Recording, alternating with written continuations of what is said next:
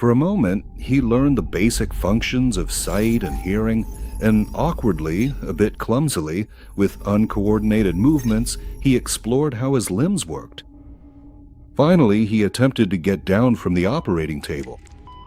Slowly and carefully, he turned onto his stomach and, making sure not to bump into anything, lowered his pair of limbs to the floor. It was somewhat reminiscent of the movements of a small child just learning to take its first steps. When he felt the ground beneath his feet, wobbling on jelly-like legs and holding on to the edge of the table with his hands, he reassessed his surroundings, now looking from a different perspective.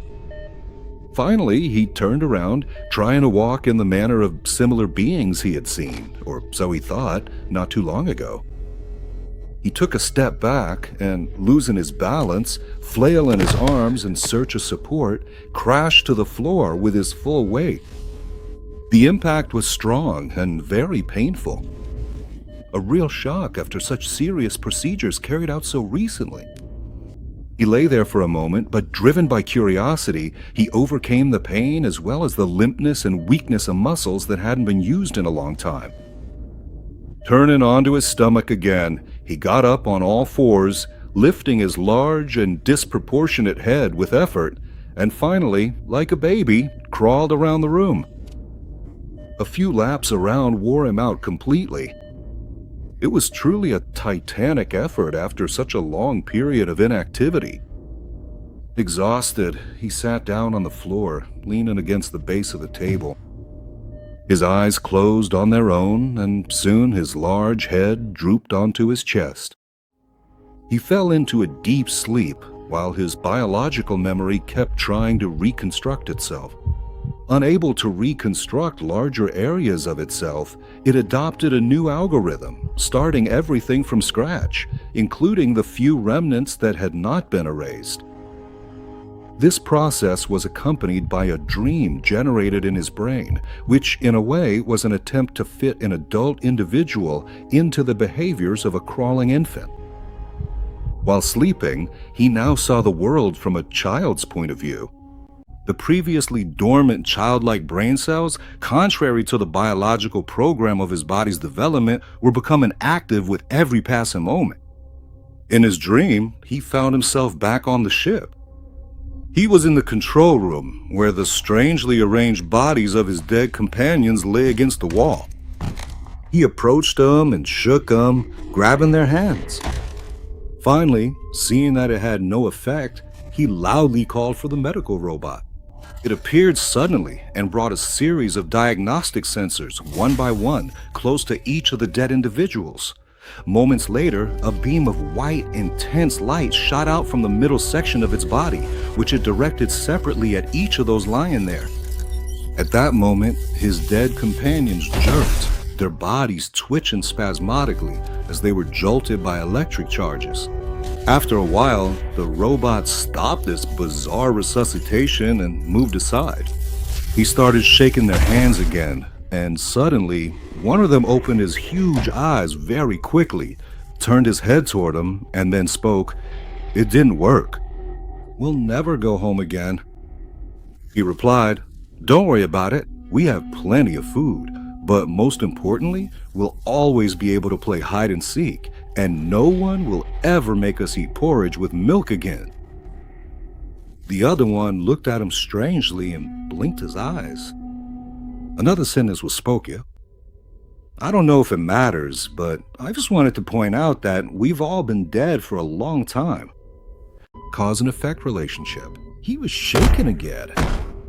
He woke up suddenly, banging his abruptly raised head against the underside of the table. Instinctively, he grabbed the aching spot, feeling a growing bump, and began to cry in a way appropriate for his species, as something like tears flowed from his large eyes.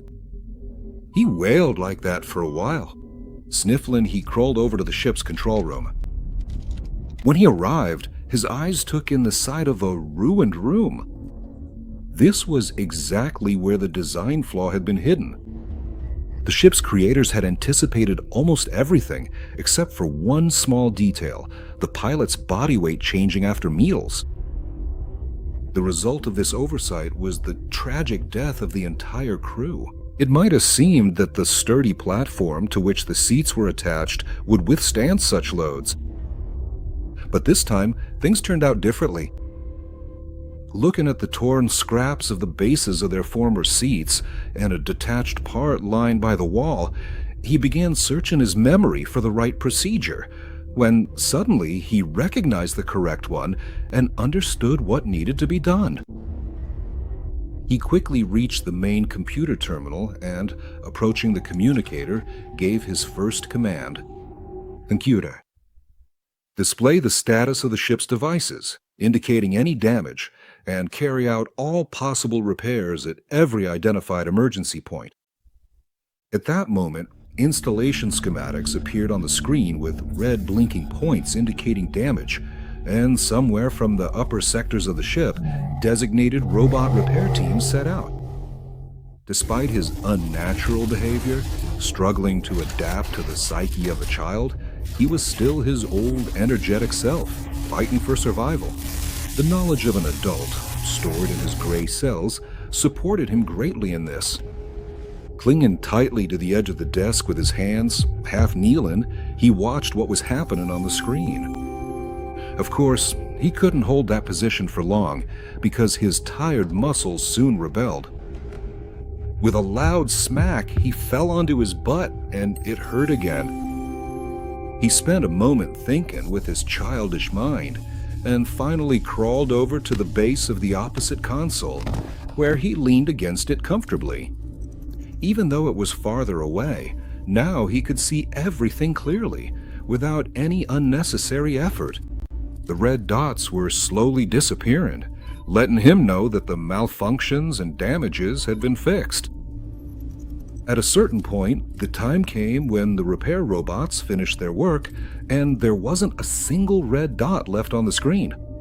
His childish mind, compensated by vast knowledge, was not without logic after all. So he threw a loud question toward the communicator. Computer, why didn't you make repairs earlier and attempt to revive the crew? An answer came from somewhere near the ceiling, flowing from hidden speakers. He listened, so fascinated by the sound that he didn't understand any of its content, and asked for it to be repeated.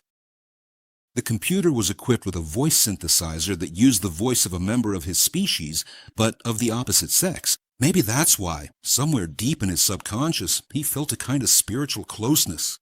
The sound of the voice clearly gave him great pleasure and stirred feelings he didn't fully understand, but they were reflected in the faster beating of his heart equivalent. The voice continued to deliver information in an utterly matter-of-fact way. No attempt at resuscitation was made because the force of the impact was too great for anyone to survive. Playback of the recordings showed that at such a high speed of collision between living tissue and a hard surface, the tissue cannot maintain its structure and is torn apart. And since in this case it also involved the brain, the system decided not to attempt to revive the crew. As a result, the procedure algorithm did not initiate repairs to the ship's damage because the deciding factor no longer existed, and the system's program did not account for what steps should be taken in a situation like the one that occurred during the next attempt to accelerate. With that, the computer finished its statement. He thought intensely for a while, driven by an inexplicable instinct of a social being. To his surprise, he realized that he wanted to be back in the places he remembered, full of others like himself. The decision came suddenly. In a joyful impulse at having discovered the right course of action, he turned to the computer again. Computer, set the ship on a return course. In response, he heard the machine's first command. Please go ahead and take your seat, and let me know whenever you are ready. The repair robots did a good job with the tasks assigned to him, additionally reinforcing the platform's structure. He settled into the middle seat, in his old spot. He felt a strange tingling on his back, chest, and temple, only to realize a moment later that it was the seat mechanism attaching diagnostic sensors to his body. Remembering the event that ended with his death, he decided to pilot the spaceship differently this time. He rightly assumed that the previous acceleration jumps were becoming too large over time, which, at these speeds, also caused the materials used to build the speed regulation devices to wear out faster. In a loud, clear voice, he gave the next command. "Computer, from the first activation of the drive, reduce the increment of all acceleration stages by half. Make the decision to accelerate again only after the living organisms on board have stabilized." Did you receive that? Computer, reduce all acceleration jumps by half. Increase speed only after biological stabilization. Correction accepted. Protocols updated. He heard the response almost immediately. The machine informed him that it had carried out the command he had just given and updated the flight program accordingly. Now, settle into the chair, he looked at the oval screen right in front of him. He scanned the readings on the control panel. Everything seemed to be in order. He took a deep breath and gave the final command to the supervisory system. "Computer, set the ship on a return trajectory. Begin the maneuver now." Initiate return.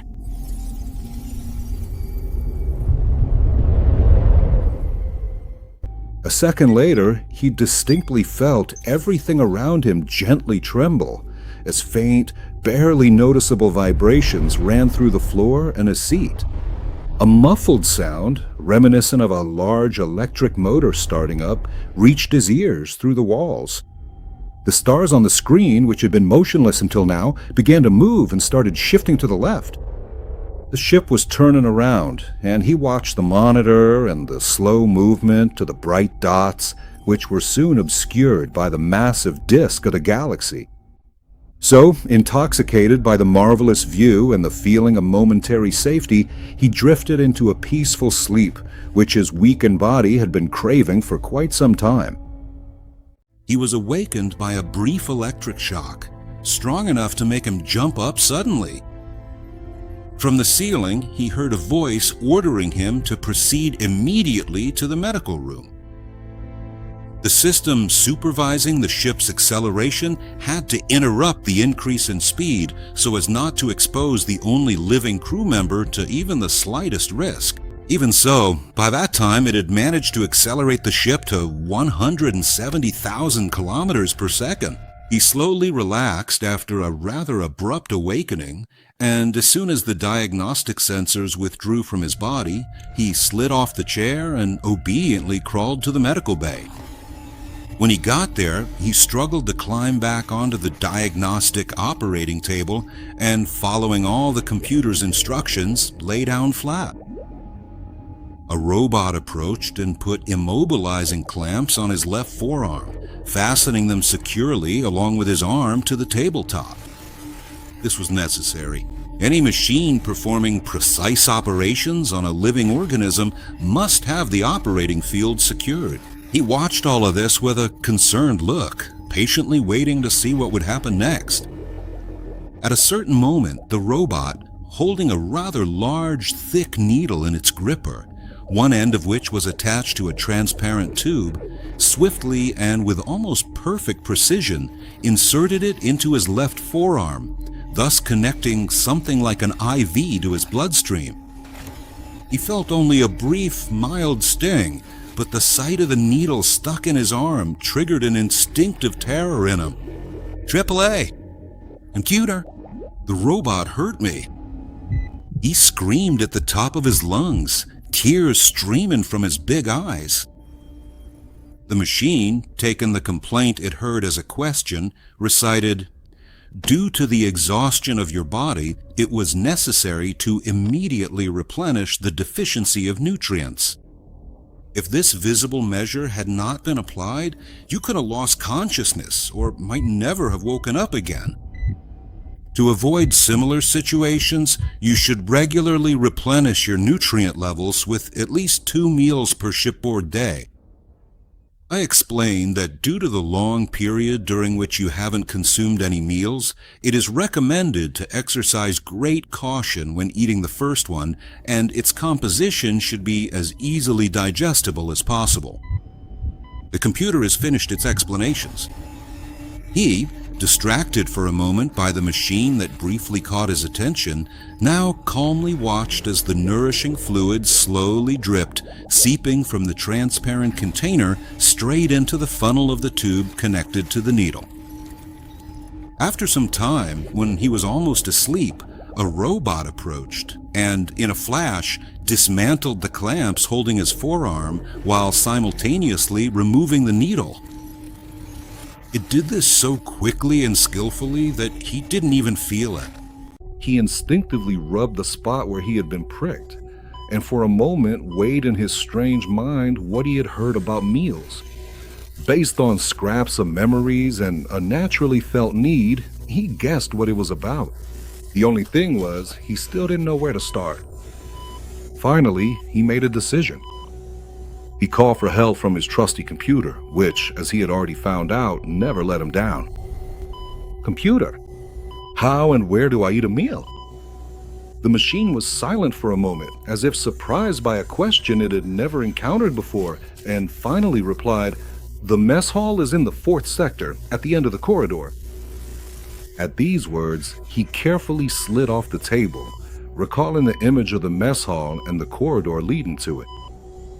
He knew exactly how to get there, now relying almost entirely on his memory, which was becoming more natural with every moment of his life and was completely under his control. As soon as he crawled up to the pneumatic doors of the medical bay and they let him out with a quiet hiss, he began his first serious, longer journey on all fours. He crawled along, looking around with a child's curiosity. "I must have been here before," he thought. He turned into the right branch of the corridor, above the entrance of which he saw a large string of characters marking Sector 4. At the end of it, he could already see the oval doors of the mess hall from afar. When he reached them, they slid open with a hiss, letting them inside. As soon as he crossed the threshold, he bellowed from the doorway in an unnatural voice, "I'm not gonna eat porridge with milk." At that moment, a somewhat gentler voice from the computer flowed down from the ceiling. "In that case, I suggest a range of other easily digestible and nutritious dishes, enriched with a set of vitamins and microelements." The computer kept reciting for a while, listing various meal and drink sets by number, and when the machine's voice fell silent, he asked for set number 1, already crawling to the middle of the mess hall, where he clumsily climbed onto a seat at the white table and, looking around, waited patiently. Nourishment is prepared. Please consume for recovery. Chew and swallow. A moment later, a small space opened up in the middle of the table and a large tray with the ordered meals slid out from inside. He pulled it closer to himself, looking at it with interest. It was equipped with a series of compartments, each holding different colored foods, and in the main slot, there was a container with some kind of orange liquid. His natural instinct didn't take long to kick in.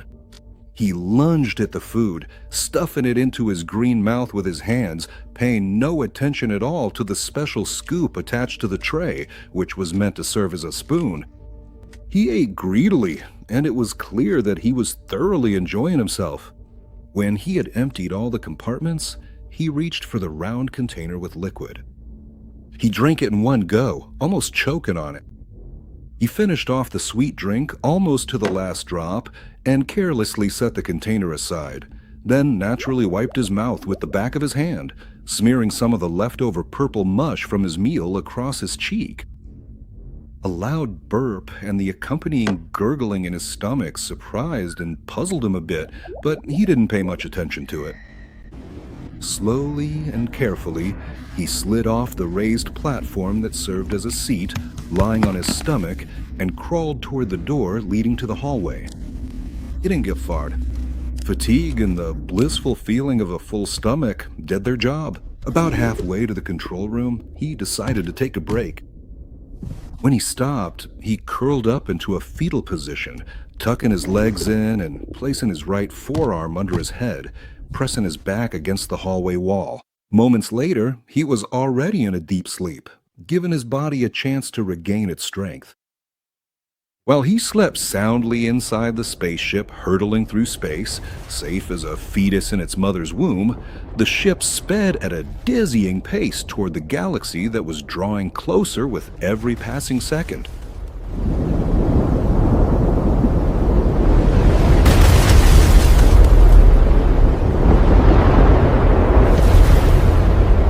He opened his eyes when an unpleasant smell suddenly reached his tiny, barely visible nostrils. He couldn't even quite tell what had happened when he felt some strange substance on his hindquarters and thighs. He quickly got up on all fours and, to his surprise, saw some strange purple and yellow substance on the floor and part of the wall, undoubtedly the source of the unpleasant smell, right where his lower body had been lying before. Instinctively, he touched the strange mush with his hand, only to realize that it was indeed the cause of the unpleasant sensation. With disgust, he pulled his soiled hand away, and at that moment a stream of yellowish fluid gushed from his crotch, which was hanging above the floor. He started screaming, terrified by this phenomenon he didn't understand. "Computer, help! I'm falling apart! Help! I'm dying!" The poor machine engaged every possible circuit and module so that the decision-making unit would finally start to register the message explaining what it was dealing with and where it needed to go to expel the product of metabolism. While he kept on howling at the top of his lungs and crying, begging for help, eventually he crawled a few meters, leaving behind a very unpleasant spot at that moment, and finally started to realize what the computer was telling him. The process of excretion is a consequence of eating and digesting food. To excrete digested food, you need to go to the personal hygiene room located in Sector 5. As soon as he got a hold of himself, he remembered that he knew the layout of the sectors. He remembered them well. He backed up and, carefully avoiding the filthy spot, marched on rather quickly, turning into the left branch of the corridor. 2 meters away, he saw pink, egg-shaped doors. When the doors let him in with a hiss, he saw a large, brightly lit room. As soon as he crossed the threshold, fully entering the room, he began to clearly associate the interior furnishings with activities from his previous flight. Without thinking much about it, he headed toward the round basin used for bathing. As soon as he stepped inside, a semi-transparent dome slid over it and, closing tightly, sealed itself to the edges of the basin. At that moment, a stream of warm water spurted from the side inside the dome. He was delighted by this almost newly discovered phenomenon. The warm liquid and the flexible tendrils ending in soft brushes gently massaging his body gave him real pleasure. The hygiene machine, connected to the main computer, was even equipped with a camera showing changes in body position, so its cleaning tips reached every spot, thoroughly washing the individual. When the machine finished its work, a stream of warm air was activated, and when the sensors detected the right level of skin moisture, the device sprayed his body with an oily liquid that acted as a balm and rubbed it into every part of his torso. After a short while, when he was already clean and fragrant, the dome opened up, retracting its shape beneath the basin. Now, its thick edges once again filled the gap that had formed earlier in the floor, restoring the neat appearance created with the base of the platter. When he clambered out with some effort, a small shelf slid out from the sidewall. To his surprise, he saw a pair of neatly folded silver shorts on it. He knew what they were for. The previous ones had been removed from his body by the robot during resuscitation. He grabbed the shorts in his hand as if delighted with a new toy. The shelf slid back into the wall and he sat down on the floor, awkwardly trying to put on his new acquisition. After a brief struggle, he finally put them on with satisfaction, and it didn't bother him at all that he had put them on backwards. A moment later, he was already crawling briskly toward the control room, not forgetting to instruct the computer to remove the mess in the corridor. When he arrived, he settled comfortably into the armchair. He was no longer surprised when the array of sensors attached themselves to his body. He accepted it as something normal and ordinary. He looked at the row of control indicators in front of him, at the large screen opposite. Not much was happening there. The size of the galaxy visible on the screen had practically not changed. Only the occasional, slowly escaping lights of distant stars and galaxies slipping past the edge of the screen showed that he was moving. Fatigue, a warm bath, and the effort from recent events had clearly worn him out. So, watching the slow movement before him, he quickly fell asleep. As soon as the main computer received the signal that the decision unit was once again in a place ensuring the stabilization of the organism, it began the procedure to increase speed. The image on the screen visibly flickered when the ship shifted to the next higher level of acceleration. The artificial navigator continued to listen, searching the frequencies in vain. He slept feeling safe, not yet fully realizing how far he was from the nearest outskirts of the galaxy. After his first meal in many years, his body, as if getting used to its old functions again, was regaining its strength. The nutrients spread throughout his muscles and organs, significantly contributing to the regeneration of his weakened parts. The dual nervous system was balancing and stabilizing with every moment, thereby strengthening his senses of sight and hearing, and his brain was more ready than ever before for increased effort. Moreover, with such support, the central nervous system acquired additional traits that had previously been dormant and unused, traits whose normal evolution stops already in infancy. The being sleeping in the command chair of the ship was, of course, completely unaware of the changes taking place. Meanwhile, its central telepathic and empathetic centers were increasing by hundreds of %, making it not only capable of communicating with others like itself, but also able to influence their way of thinking and, through powerful suggestion, have complete control over what someone with a similar intelligence quotient saw and experienced at any given moment. These two fundamental traits were now being born, making it, in a sense, more perfect than members of its own species.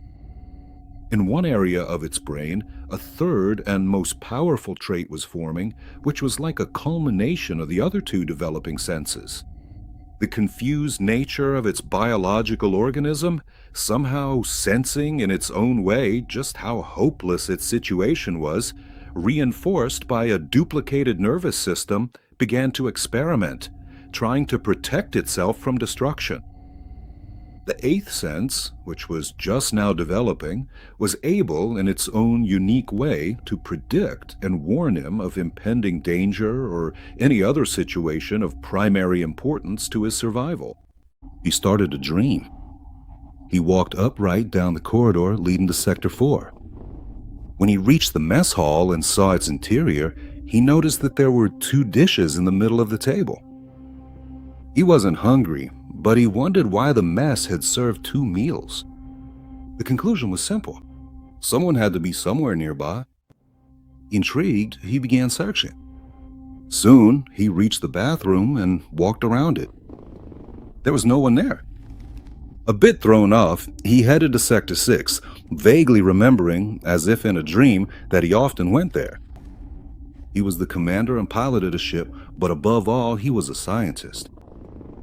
So he often visited the library, spending long hours there whenever he had the chance.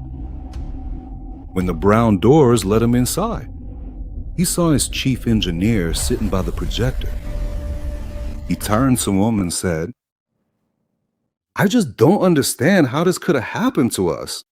The readings didn't indicate any overloads.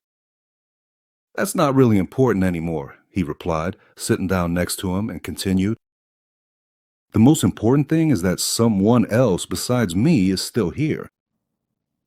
All the malfunctions and damages have been repaired, and the modifications made have reinforced all the vulnerable structural points. However, the question remains, when will we get home, and will we even make it before our biological lifespan runs out? The engineer scratched his head and looked thoughtfully at the floor, then began to loudly consider some possible survival scenarios.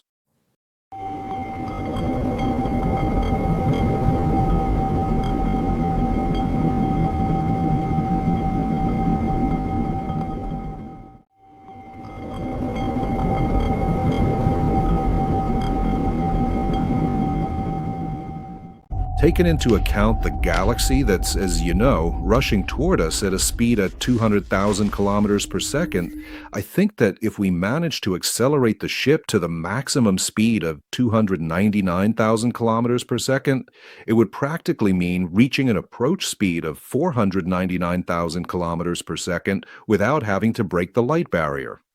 When you calculate that against the distance separating us from the nearest stars of the galaxy's outer ring, it comes out to about 50 years of our lives, plus another 20 years or so to reach our solar system.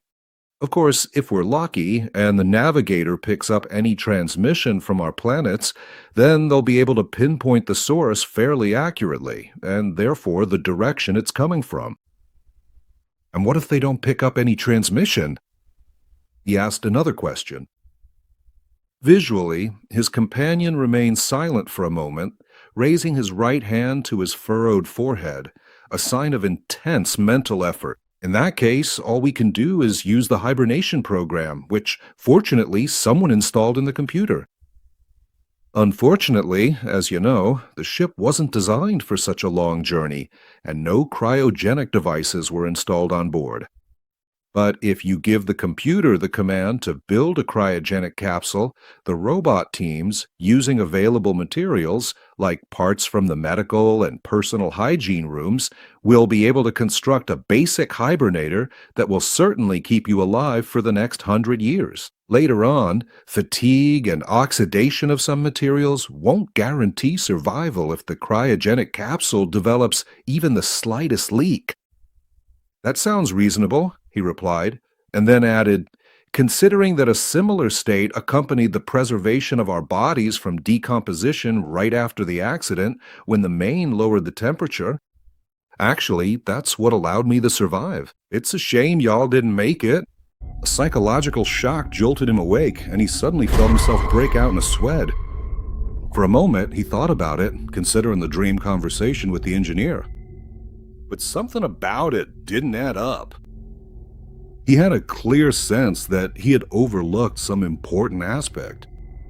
At one point, as he looked at the galaxy visible on the screen, he was briefly fooled by an illusion, a movement of that vast cluster of stars normally invisible to the naked eye. He understood almost immediately, drawing on information from memory about the view before him. The galaxy made a full rotation around its own core in 2,000 years. So, how far had its disk turned, carrying away with its edge the point where the ship had left it? He asked a question. Computer, from my perspective, which direction is the target galaxy rotating? The answer came almost immediately. To the right. So everything was clear now.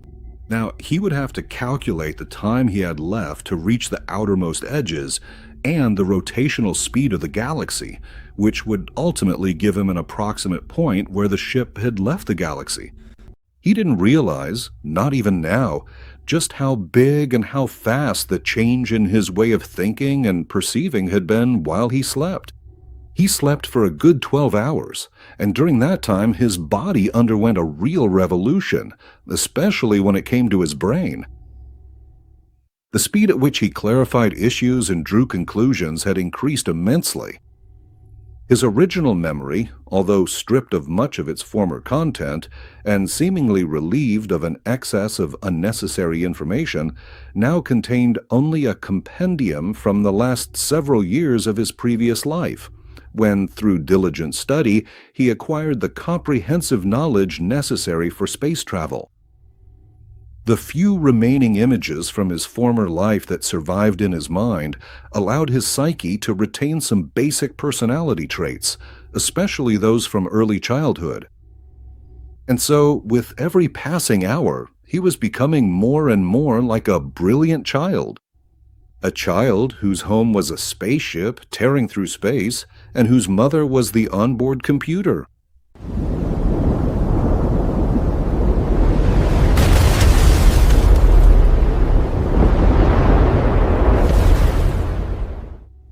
He thought for a moment longer, carefully formulating a question for the main system before finally speaking.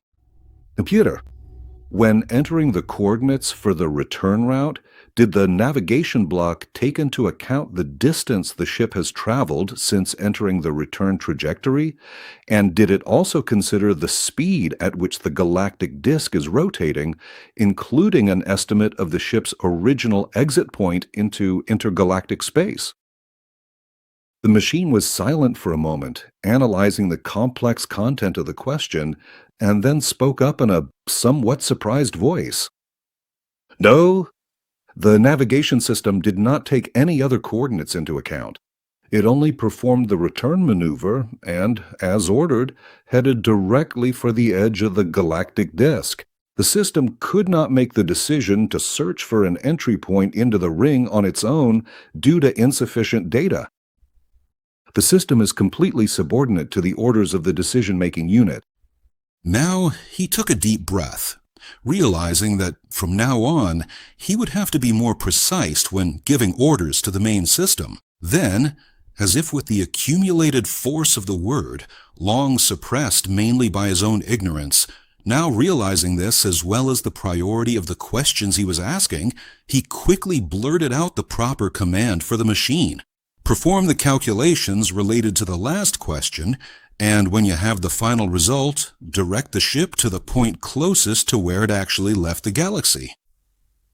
When the last word was spoken, he looked at the screen again, more intently.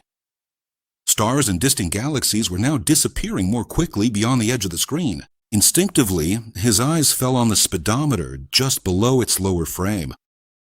It displayed numbers in his system of symbols showing a speed of 299,000 kilometers per second.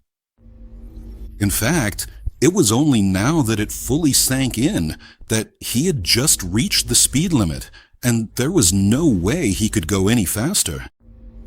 He quickly analyzed the situation, checking if he had missed anything. For now, everything seemed to be in order. But at one point, a long-forgotten gnawing in his stomach signaled to him that he was simply hungry. He made a move forward, wanting to get out of the chair, but after a moment's hesitation, he decided to try walking on two legs again. As soon as the diagnostic sensors left his body, he grabbed tightly onto the structure of his pilot's seat and, supporting himself with his hands, stood up straight. Then he slowly turned around, holding onto the backrest. His thigh muscles had been in constant use while he was crawling, so they remained relatively stable, which couldn't be said for his trembling calves. Still, he managed to stay on his feet. He gauged the distance between himself and the door for a moment, then took his first step and then another. Now he had to make the final decision. He let go of the armrest and, stretching his hands toward the door, awkwardly moved in their direction. Gah! That was a real success. He grabbed the doorframe tightly and, with shaking legs, stepped sideways a bit into the hallway. Holding on to the wall, he took his first awkward steps, heading toward the mess hall. His legs, unused to walking, straightened stiffly, causing his whole body to sway slightly as he tried to keep his balance. Thoroughly exhausted, he made it to the mess hall door. Soon as it opened, he stepped through the threshold sideways again, holding onto the doorframe. Once again, he tried to gauge the distance separating him from his seat at the table, preparing himself for the next stage of this unusual journey. Finally, he let go of the doorframe, determined to reach his destination. At random, but his exhausted calves had already given up, making the lower parts of his legs almost limp. With his first step, his right foot tangled with his left, which he was just trying to lift for the next move. He went down flat, sprawled out full length. He tripped himself up on the shiny floor and ended up with his head almost under the table. And the computer hurts. It hurts? The obedient machine, unable to do anything else, eagerly hurried to offer explanations. Pain is an inevitable result of cuts, fractures, or bruises to various parts of the body. There are also pains caused by the malfunctioning of internal organs, and finally, labor pains, which in your case don't apply. So, putting those aside, your kind of pain is just a mild bruising of the knees and elbows. This kind of pain usually doesn't last longer than 30 or 40 seconds in real time, she finished on an optimistic note.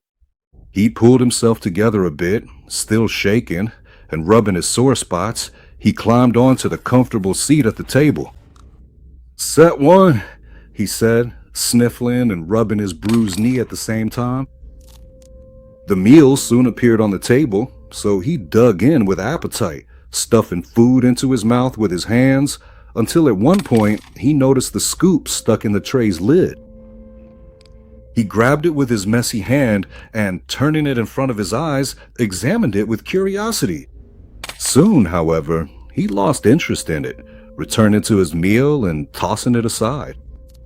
When he finished, just like before, he wiped himself with the back of his hand, smearing the leftover mush on his cheek and his thin chin. He instinctively pushed the tray away from himself and, not wanting to risk it after his recent fall, slid off his seat straight onto all fours.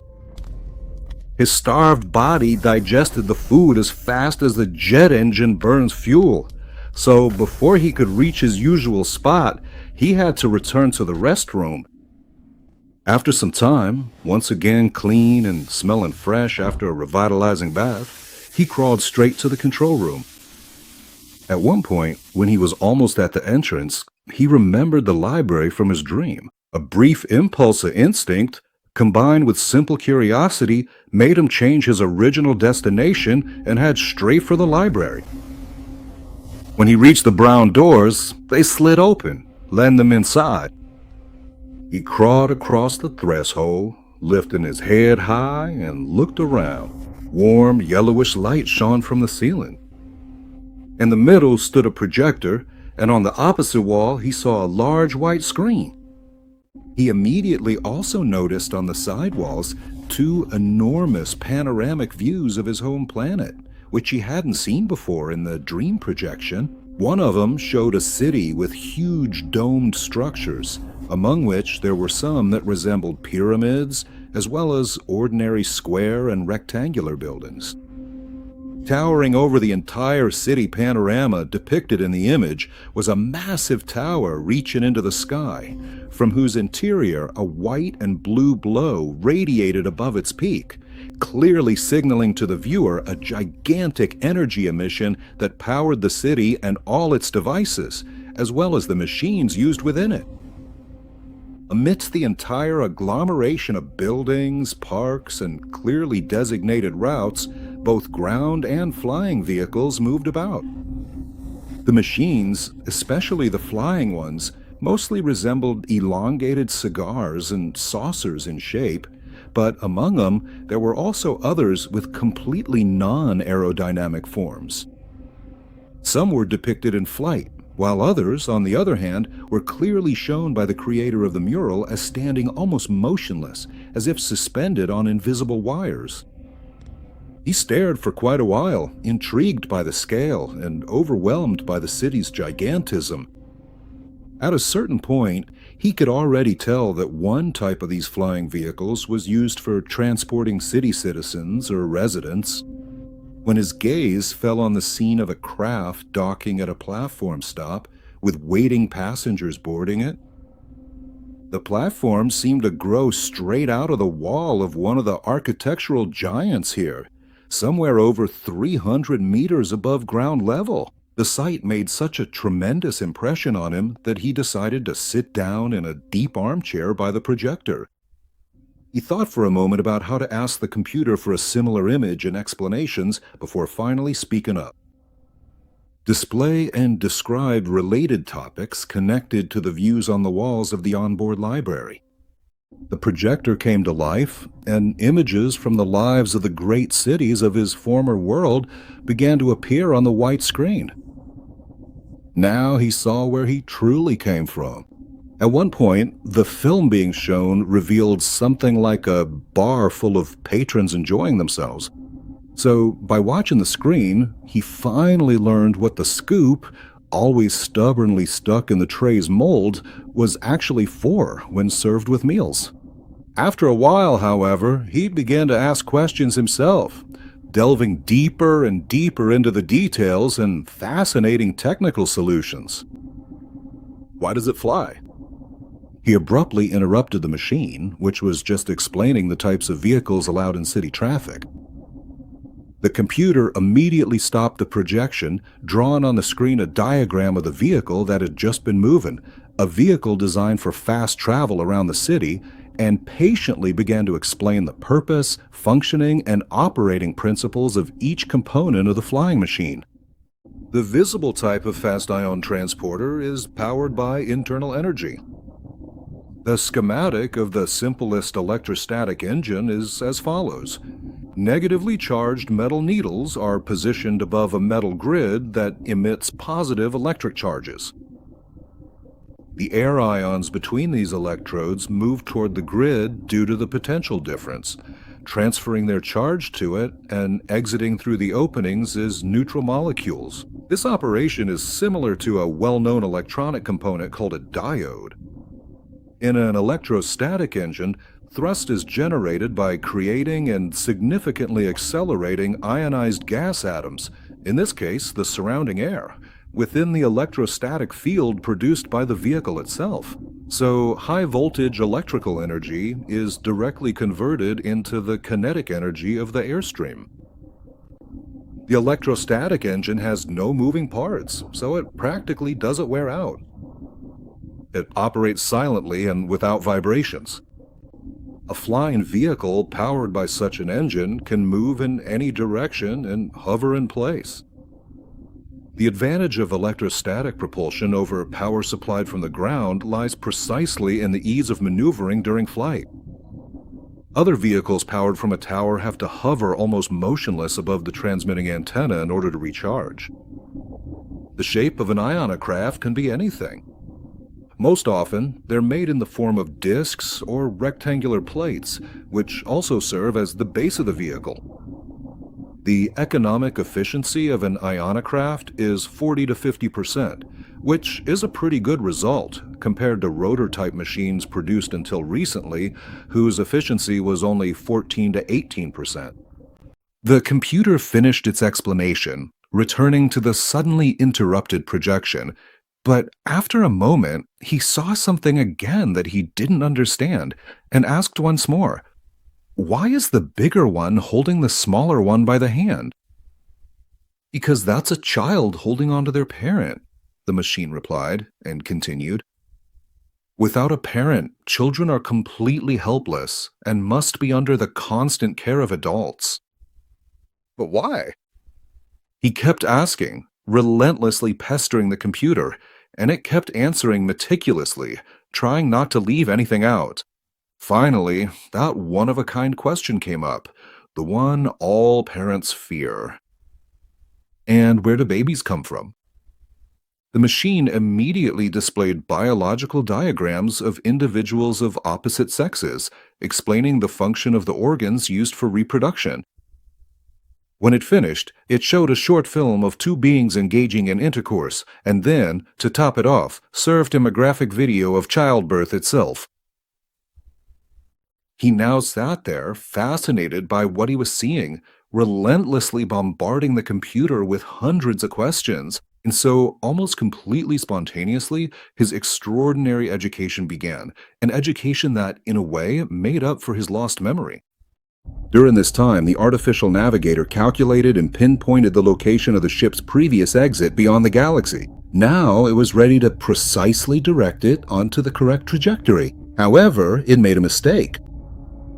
Both the machine and the decision-making unit, still sitting in the library, calmly educating itself, they didn't know because there was no way they could have known about the fact that definitively destroyed any chance of returning them to the point in space from which they had set out on their original journey, which at the same time ruled out his return to the home planet. When the ship, already flying quite fast outside the galaxy, collided with its forming energetic ego, there was a momentary loss of stability and paralysis of all control and measurement devices, which were being jolted by micro-discharges. As a result, the entire hull of the ship simply turned 180 degrees. All the previous sides of the universe instantly changed position. Up became down. There was no way the onboard measuring devices, which were not functioning during that brief moment, could have registered this fact. So the navigator made entirely correct calculations, taken all directions as they were originally. But unfortunately, the direction of the galaxy disk rotation no longer matched. During that time, he was sitting in the library, completely unaware, and kept asking. Having been in this state for several good hours, he watched the images scrolling across the screen. But slowly, fatigue began to make itself felt. Weary, he closed his eyes more and more often, until at one point he didn't open them again, drifting off to sleep in the soft armchair. The ship sped through the abyss of space, gradually approaching the galaxy. Its short tail of electron cloud had now stretched out further, caused by the increased speed. The main system finished its projection, having exhausted the assigned topic. The onboard devices were operating flawlessly. The artificial navigator module was monitoring the space ahead of the ship and listening in. At one point, a brief beep at the farthest range of the radar panel triggered the system's alertness. The computer quickly recalculated the trajectory of the object speeding toward him and sounded the alarm. A loud alarm buzzer and flashing blue light jolted him from his sleep. A warning stream of words came from the ceiling. Decision unit, proceed immediately to the command post. 2 minutes and 45 seconds of real time remain until collision. Stunned by the loud alarm and flashing light, the unit jumped to his feet. He was so frightened that he immediately found the strength steadying himself on the chair, the door frame, and then the corridor wall. He reached the command chair fairly quickly. He sat down energetically, not expecting any change in the configuration of his seat. As soon as the diagnostic sensors were installed, a transparent cover slid over the chair, fitting tightly to his shape, and at the same time pressing a mouthpiece to his lips to deliver air to his lungs. An additional mask slid over the mouthpiece, sealing tightly and quite firmly against his small nose. The system quickly lowered the pressure in the capsule he was stuck in, protecting him as much as it could from the inevitable overload. A massive asteroid was speeding toward the small craft, slowly spinning around its axis. Its diameter was about 200 kilometers. If the ship collided with it, the asteroid wouldn't even notice. The system announced, initiating evasive maneuver. The decision unit should prepare for a strong gravitational impact. I'm starting now. At that moment, he felt an enormous force pressing him into the left side of his seat, but he didn't have time to think about it or try to adjust because he had just started to suffocate, unable to bear the weight of his own ribs. The mask and mouthpiece pressed against him as if they were made of metal, even though they were crafted from materials designed for just such a situation. After a short while, the G-force began to subside, but he no longer felt it. He had long since lost consciousness, and bluish blood was streaming from his eyes and ear canals. As soon as the computer steered the ship off the collision course, it raised the pressure in the capsule again, equalizing it with that in the control room. The system analyzed the state of his body in order to finally make the appropriate decision. The transparent shield, along with the mouthpiece and mask through which life-saving air had been pumped the whole time, retracted into the floor behind the chair's backrest. The diagnostic sensors also withdrew into their compartments. A medical robot entered the control room and, deftly grabbing his body, transported it to the medical bay. There, it placed him on the operating and diagnostic table, and after thorough examinations, which fortunately showed no serious injuries, it connected all the necessary regenerative devices required in such cases, finishing everything off by administering the appropriate IV drip. Time was passing slowly again. Inside the ship, apart from the beeping of the control equipment and the gentle hum of the engine coming from behind the walls, there was complete silence.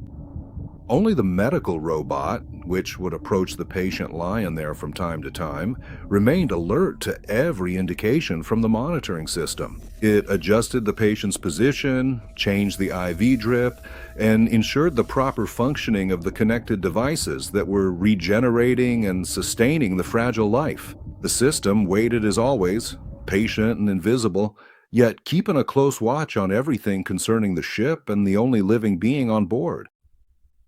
When he lost consciousness, pressed into the seat by the overload, he couldn't see on the screen how the ship was approaching the 200-kilometer-wide boulder rushing toward it. During that time, the system was calculating and computing at full central unit power the chances of his survival with the gentlest possible evasive turn. Fortunately, the asteroid was fairly round and lacked any major rocky protrusions. The vigilant computer missed it by a hair, so to speak, guiding the ship just above its surface. That was the only reason he survived. If the system had needed to make a sharper turn, at that speed his body would have splattered inside the capsule like a drop of thick oil, crushed by the immense force of the G-forces. The actual moment of passing lasted just a split second, but the entire turning maneuver took the machine about a minute. At the moment, the ship passed just about 5 meters above the surface of the deadly giant. The glow of the electron field surrounding and trailing behind the ship at that speed scraped across the asteroid's surface like a massive plow, tearing out columns of dust, rocks, and boulders from its mass, visible from afar like the detonation of hundreds of mines lined up one after another. The ship's passage left behind a scar several dozen kilometers long on the asteroid's surface as a memento, leaving it far behind in an instant.